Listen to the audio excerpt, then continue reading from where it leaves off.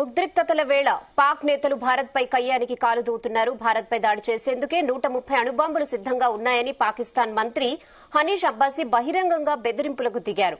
వీటితో పాటు ఘోరీ, షహీన్, ఘజ్నవి క్షిపణులు కూడా ఉన్నాయన్నారు. భారత్ సింధు జలాలను నిలిపేస్తే పూర్తి స్థాయి యుద్దానికి సిద్దంగా ఉండాలని హెచ్చరించారు. పాక్ వద్ద ఉన్న అణ్వాయుధాలు దేశంలోని వివిధ రహస్య ప్రాంతాల్లో భద్రపరిచామని, భారత్ పై దాడికి సిద్దంగా ఉన్నట్లు వెల్లడించారు. పాకిస్తాన్ నుంచి ఎదురు కానున్న తీవ్ర పరిణామాలను న్యూఢిల్లీ ఇప్పటికే అర్థం చేసుకుంటోందని అబ్బాసీ వ్యాఖ్యానించారు. మరోపక్క పాక్ సరిహద్దుల్లో యుద్ద ట్యాంకులను సైతం మోహరిస్తోంది.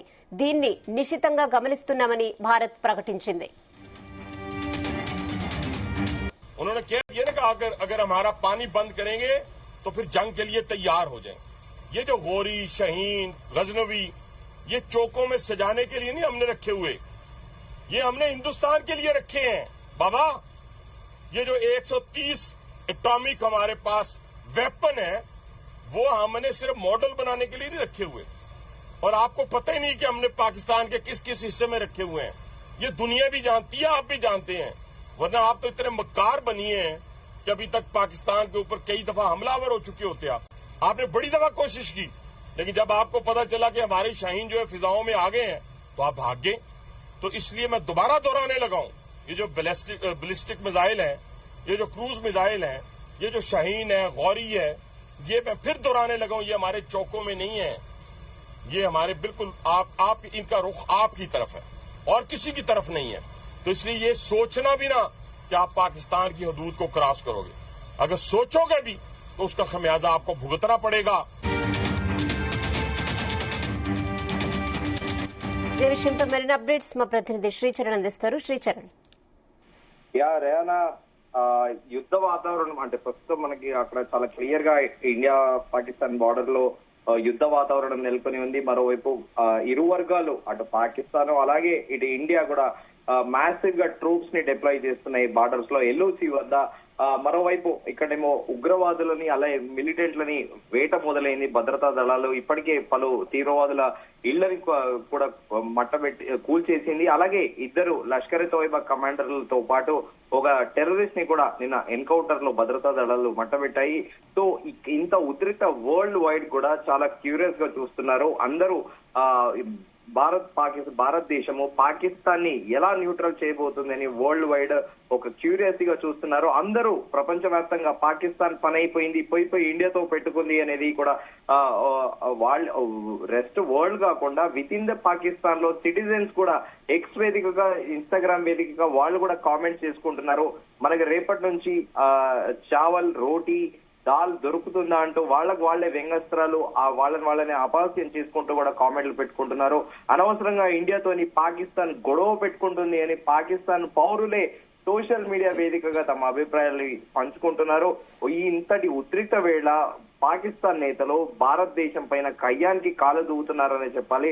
భారత్ పై దాడి చేసేందుకు 130 అణుబాంబులు సిద్ధంగా ఉన్నాయని పాకిస్తాన్ మంత్రి హనీష్ అబ్బాసీ బహిరంగంగా వీటిని బెదిరింపులుగా చూడొచ్చంటారా శ్రీచరణ్? అంటే మంత్రి వ్యాఖ్యలను మనం చూసాం ఇప్పుడు మాట్లాడడం, సో వీటిని బెదిరింపులుగా చూడొచ్చంటారా? దీనిపై భారత ఆర్మీ ఏమైనా స్పందించిందా?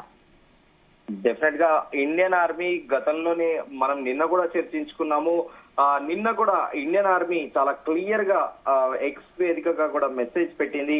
వైపు పాకిస్తాన్ ఆర్మీ చీఫ్ తో పాటు అలాగే నాయకులు కూడా పలు కాంట్రవర్షియల్ స్టేట్మెంట్స్ ఇస్తున్నారు.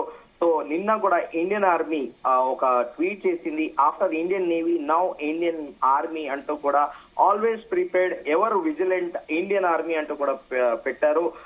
ఎల్లప్పుడూ అప్రమత్తంగా ఉంటుంది, ఎల్లప్పుడూ సిద్ధంగానే ఉంటుంది భారత సైన్యం అంటూ ధీటుగా సమాధానం కూడా చెప్పారు. సో వాస్తవికంగా చూసుకుంటే పాకిస్తాన్ దగ్గర అణుబాంబులు అనేటివి 1970 ఎర్లియర్ 1980s 70s మధ్యలో అణుబాంబులని న్యూక్లియర్ వారెంట్స్ ని డెవలప్ చేస్తూ వస్తుందనేది ప్రపంచవ్యాప్తంగా అందరికీ తెలుసు.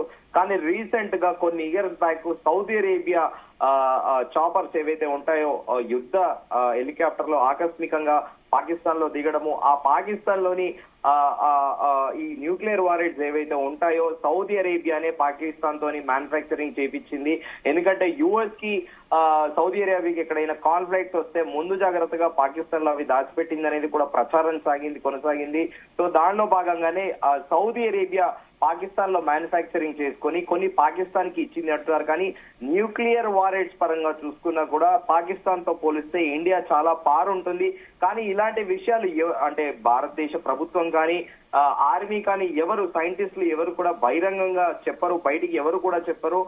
పాకిస్తాన్ తోని న్యూక్లియర్ వారెంట్స్ పరంగా చూసుకున్నా ఏది చూసుకున్నా ఇండియా పార్ అంటే పార్ టూ టైమ్స్ కూడా ఎక్కువగా ఉంది. కానీ ఈ అణుబాంబులు పాకిస్తాన్ మంత్రి ఎప్పుడైతే హనీష్ అబ్బాసీ ఈ బహిరంగ బెదిరింపులకు దిగినప్పుడు వరల్డ్ వైడ్ కూడా అంటే మన ఇండియన్స్ కూడా చాలా మంది కామెంట్స్ పెడుతున్నారు, పిచ్చోడి చేతిలో రాయి పెట్టినట్టు పాకిస్తాన్ కి అణుబాంబులు.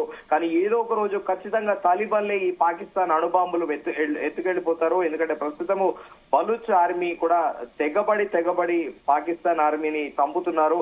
సో ఖచ్చితంగా పొరపాటున ఈ 130 ఏవైతే పాకిస్తాన్ మంత్రి హనీష్ అబ్బాసీ చెబుతున్నాడో ఆ 130 ఖచ్చితంగా తాలిబాన్ లో లేకపోతే బలూచ్ ఆర్మీ ఎప్పటికైనా ఖచ్చితంగా ఇవి తమ చేతుల్లో తీసుకుంటారనేది కూడా చెబుతున్నారు. అదేదో మూవీ డైలాగ్ ఒక ప్రముఖ టాలీవుడ్ హీరో డైలాగ్ ని కూడా నెటిజన్లు ఎక్స్ వేదికగా అలాగే సోషల్ మీడియా వేదికగా కామెంట్ పెడుతున్నారు. ఫ్లూటు జింక ముందు ఊదు సింహం ముందు కాదు అన్నట్టు కూడా ప్రస్తుతము పాకిస్తాన్ నేతలు అలాగే ఆర్మీ పరిస్థితి కూడా అలాగే ఉంది.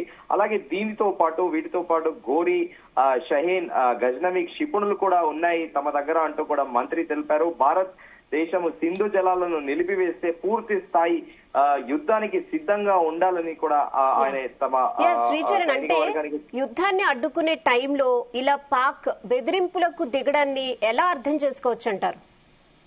డెఫినెట్ గా ఇదొక సైకలాజికల్ వార్ఫేర్ అని కూడా చెప్పాలి. ఎందుకంటే ప్రపంచంలో పాకిస్తాన్ కి చాలా క్లియర్ గా తెలుసు, గ్లోబల్ గా ఇండియాకి చాలా రికగ్నిషన్ ఉంది. సో ప్రస్తుతం ప్రధాని నరేంద్ర మోదీ హయాంలో అంటే ప్రస్తుతం ఉన్న ప్రైమ్ మినిస్టర్ కి కూడా గ్లోబల్ గా వివిధ దేశాల ప్రెసిడెంట్ లో ప్రైమ్ మినిస్టర్లతోని ఒక మంచి రిలేషన్ ఉంది. మరోటి కూడా ఇంటర్నెట్ లో కూడా చర్చ నడుస్తోంది. రష్యా ఉక్రెయిన్ లాంటి 3వ ప్రపంచ యుద్ధాన్ని ఆపారు ప్రధాని నరేంద్ర మోదీ.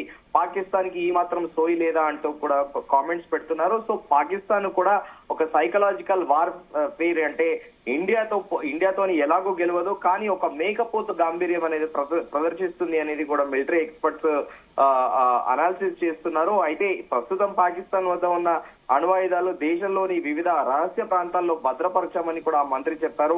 ఒకవేళ ఇండియాపై అటాక్ మాత్రం సిద్ధంగా ఉన్నట్లు కూడా ఆయన తెలిపారు.